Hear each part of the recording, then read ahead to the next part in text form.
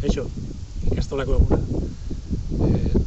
Egoera normalean, jende pila bat egon beharko luke hemen, batzuk hortik tirolinak ingesten, beste batzuk errekan bustitzen, beste batzuk elkarrekin bazkaltzeko prestatzen, DBH laukoak agurrunkigarri horretarako urduritzen, baina ni hartz dago, virus zikin honek gauza asko kendu dizkigu, nik uste ikastolako gauza politienak kendu dizkigula, elkarrekin egotea, lagunekin jolastea,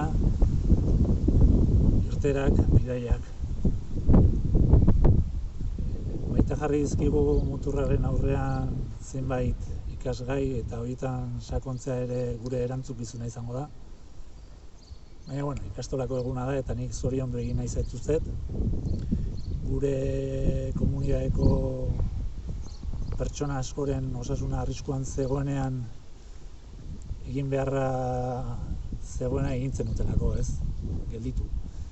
Eta ez dago jakiteri, baina nik pentsatzen dut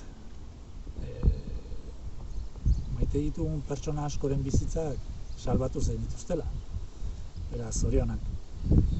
Eta eskerrak eman egoera latzean eta baldintza zailetan lanean jarraitu dezuten irakasle, langile eta ikasleak.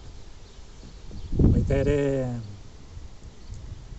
lanaldia eten beharren izan zareten langileak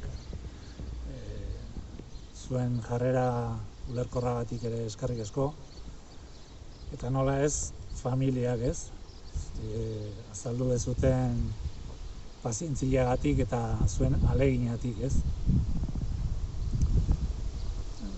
Ez da gehiago erroiatu nahi.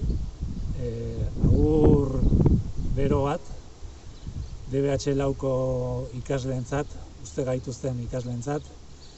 Ez da erraxa horrela agur esatea, agur egitea, baina seguru nago honi buelta ematen asmatuko dezuela. Hemen arrastua utziko dezue, seguru. Eta zorterik onena opa dizuet, etorkizunean. Eta beste hori, agur, itzulera arte. Irailerako prestatuko gara ondo, eta bitartean ondo pasatu da eta gozatu.